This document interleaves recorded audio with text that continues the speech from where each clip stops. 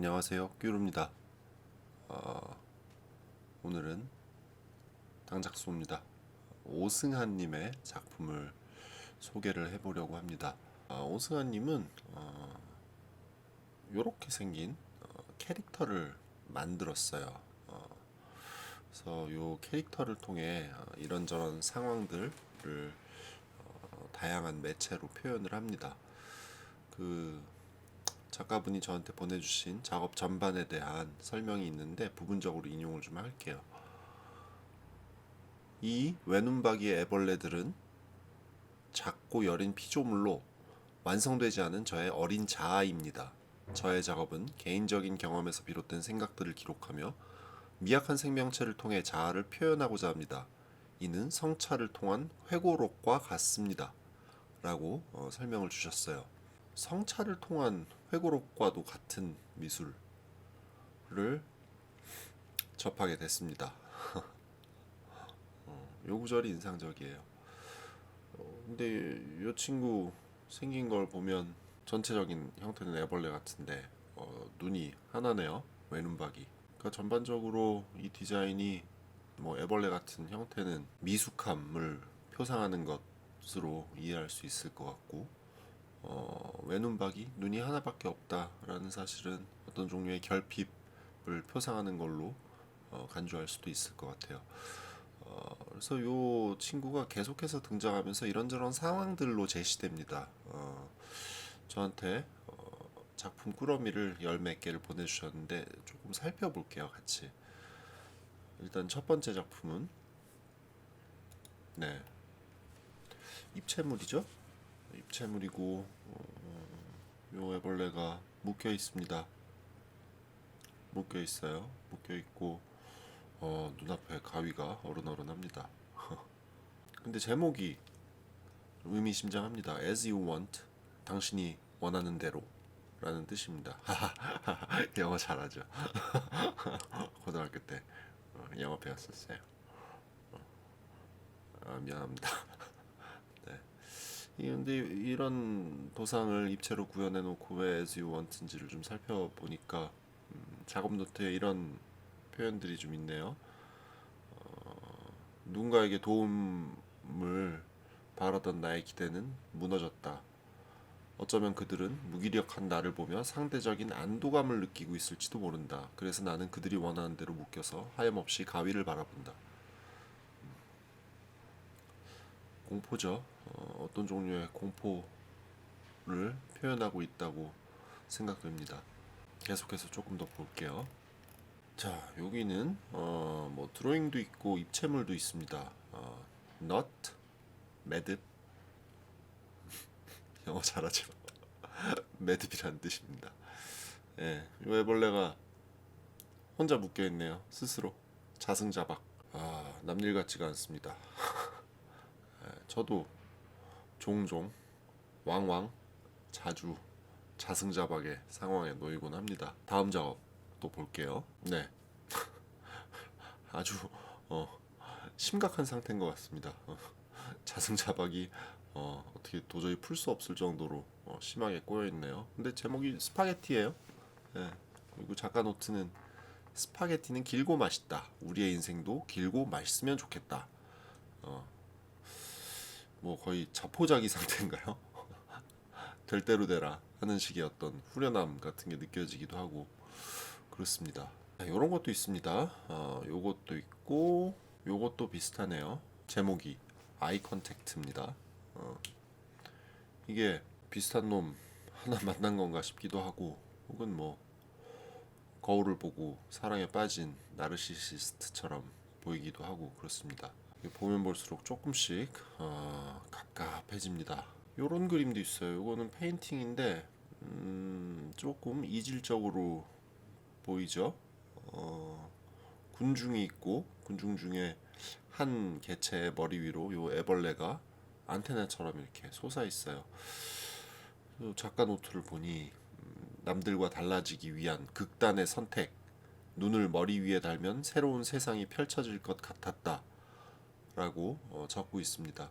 이게 자의식이라는 게 그렇죠. 스스로의 어떤 미숙함이나 결핍 같은 거를 받아들여 버리는 순간 그거는 나의 무기가 되기도 합니다. 그런 류의 어떤 부풀어 오른 자의식을 표현한 것 같기도 하고요. 근데 또 금방 요런 그림이 있습니다. 네, 고립이라는 제목의 그림인데요. 더 높이 더 높이 한없이 오르다 보면 나는 우뚝 솟아나고 혼자만의 세상에서 고독감만 깊어지는구나. 네, 도망갈 길이 없습니다. 그 성서의 바벨탑 같은 게 떠오르기도 하고요.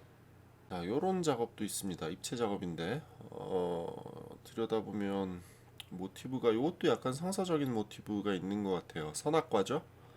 예, 저기 한입 베어 물은 사과가 있고 그거를 우리 주인공 애벌레가 뚫어져라 쳐다보고 있습니다. 조금 의미심장해 보이는 부분은 이 선악과를 매달고 있는 나무가 이게 그냥 나무가 아니라 마치 이 애벌레의 눈 같아 보이는 눈이 잔뜩 달려 있어요. 어떻게 보면 애벌레들의 군체 같아 보이기도 하고요.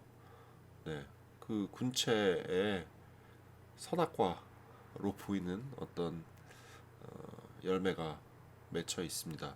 자, 여기서는 군체를 이룹니다. 조금 양상이 달라지네요. 그죠?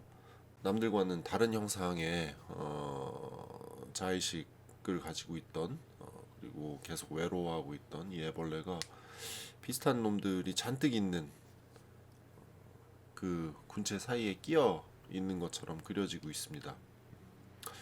요 앞에 선악과를 먹은 건가요, 혹시? 선악과를 먹어서 그 군체 일부가 돼버린 건가? 자, 요 작업들에서는 그런 요 애벌레들이 겪는 어떤 사회적인 양상들이 조금 더 적극적으로 표현이 되고 있습니다. 페인팅이 4개가 있는데요. 첫 번째 페인팅의 타이틀은 묵묵부답. 네.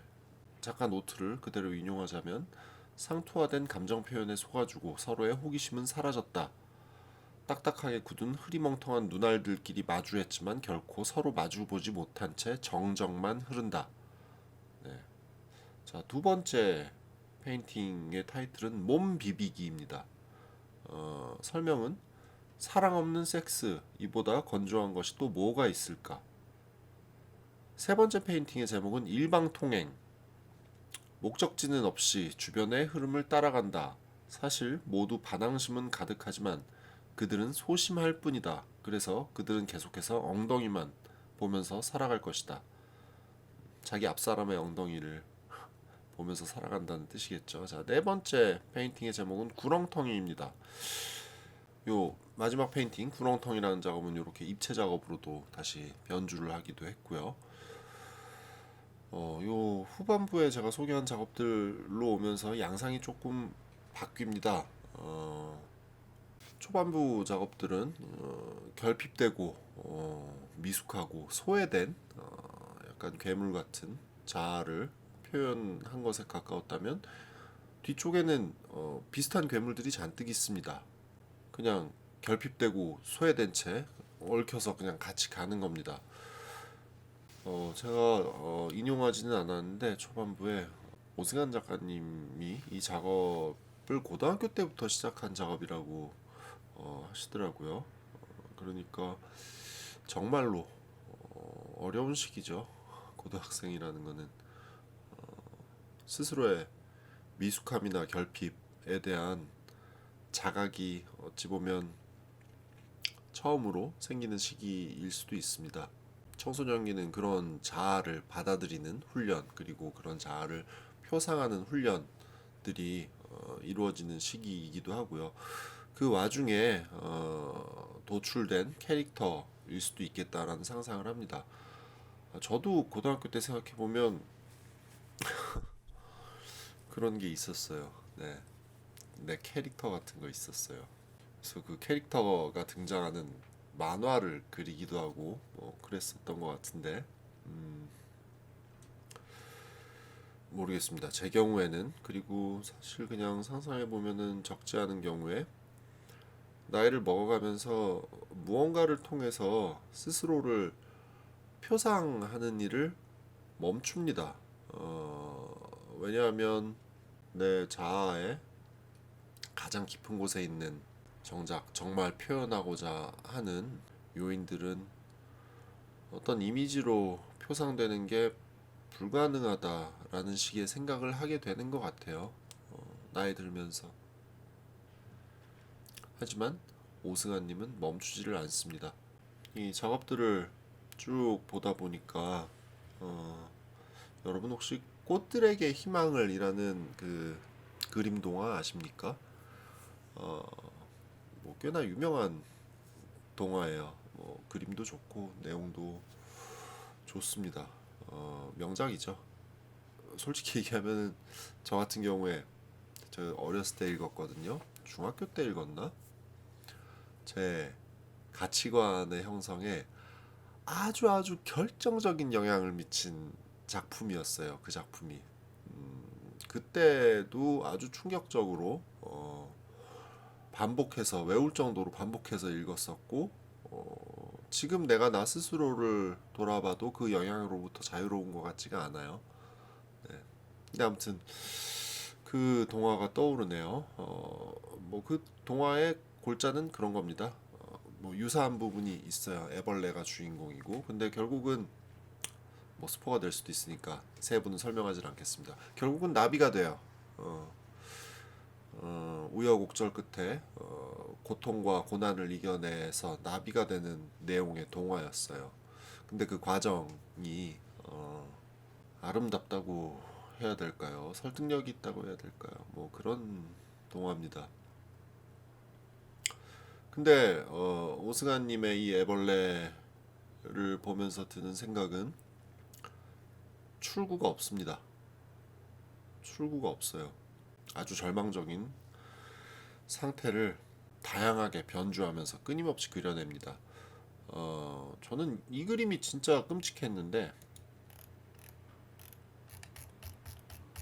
엑데시스, 네, 탈피라는 제목의 드로잉입니다. 생물이 탈피 혹은 우화를 한다고 할 때는 성장을 위해서 탈피를 한다 그러잖아요. 근데 이 주인공인 이 애벌레 친구는 탈피를 하는데 그 속에 그냥 똑같은 놈이 있습니다. 네. 그리고 이 똑같은 놈이 시간이 지나면 또 탈피를 하겠죠. 그래도 똑같은 놈이 등장하겠죠. 결국은 나라는 존재는 이 표피부터 가장 깊은 곳까지 이 껍질들로만 이루어져 있는 거 아닌가 하는 생각을 하게 합니다. 제가 요즘 스스로 느끼는 딜레마도 약간 그런 겁니다. 어른이 돼야 되는데 어른이 된다라고 표현하지 않더라도 성장하고 조금 더 나은 인간이 되고 싶다는 생각을 하는데 몸부림쳐도 결국 미숙하고 결핍되고 소외된 자아는 어디를 가지를 않습니다. 그냥 그 상태로 쭉 가요. 근데 생각해보면 그런 류의 자의식, 그러니까 나는 태초부터 지금까지 그리고 앞으로도 영원히 한심할 것이다. 소외되어 있을 것이다. 혹은 결핍되어 있을 것이다. 라는 식의 자의식은 많은 어른들이 어느 순간 깨닫게 되는 거 아닌가 싶기도 합니다. 마치 아까 봤던 드로잉들처럼 어른이 돼서 사회를 이루고 어떤 관계를 맺으면서 살아가는 것처럼 보여도 속은 똑같은 거죠. 그러니까 이 출구 없는 실존적 깨달음이 고통스럽습니다. 제가 아까 잠깐 언급했던 꽃들에게 희망을 이라는 동화는 애벌레가 끝끝내 자아를 실현하거든요. 너무 아름답게. 요는 예술에 무엇을 기대하느냐의 문제일 수도 있습니다. 누군가는 현실이 고통스럽고 추저분하니까 예술이라도 아름답기를 기대하겠죠. 예술을 통해 위로받기를 기대하는 겁니다. 그래서 예술은 아름답고 따뜻하고 희망적이고 예쁘고 깔끔하고 위생적이기를 기대하는 거죠. 반면 누군가는 예술의 정반대의 어떤 것을 기대할 수도 있습니다. 우리가 현실 속에서 겪고 있는 고통을 집요하게 탐구하고 그려내는 것, 그 고통을 어떻게 더 진실하게 드러내는가 하는 것을 예술에 기대하는 사람도 있겠죠. 이렇게 이분법적으로 생각할 수 있는 건 아니지만 오승환님은 어떤 생각으로 이 고난의 도상을 끊임없이 생산해내고 있는 것일지 궁금해지기도 합니다. 뭐 예술에 뭐를 기대하느냐의 문제랑 좀 별개로 오승환님의 이 애벌레가 앞으로 또 어떤 변화를 겪게 될지가 궁금해집니다. 뭐 10년 뒤라고 치면 10년 뒤에 얘는 어떻게 변해 있을까? 지금 벌써 한번 변한 것 같거든요. 홀로 몸부림치고 있던 애벌레에서 다 같이 몸부림치고 있는 애벌레들로의 어떤 한 국면이 바뀌는 게 있었던 거 아닌가 생각하게 되는데 10년 뒤에는 또 어떤 변화를 겪게 될까?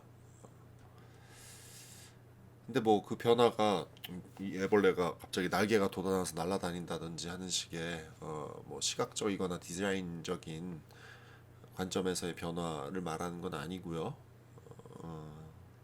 오승환 작가님이 이 애벌레 페르소나를 다루는 국면에 있어서의 변화를 상상하게 되는 겁니다. 그리고 10년 뒤에 저는 어떻게 돼 있을까요? 어른이 돼 있을까요? 10년 뒤에 여러분은 어떻게 돼 있을까요? 예, 끊임없이 성장통을 겪는 어떤 캐릭터를 들여다보고 있으니까 이런 생각들이 좀 묵직하게 듭니다. 자, 조금 다른 관점에서는 그런 생각도 드네요. 이게 지금 오승환 작가님이 어떤 캐릭터의 우화를 통해서 알레고리를 통해서 자아를 표현하고 있다라고 느껴지는데 모르겠어요. 뭐 미술가들마다 다 겪는 과정들이 다르니까 어땠을지 모르겠는데 저 같은 경우는 이제 미술 처음 시작할 때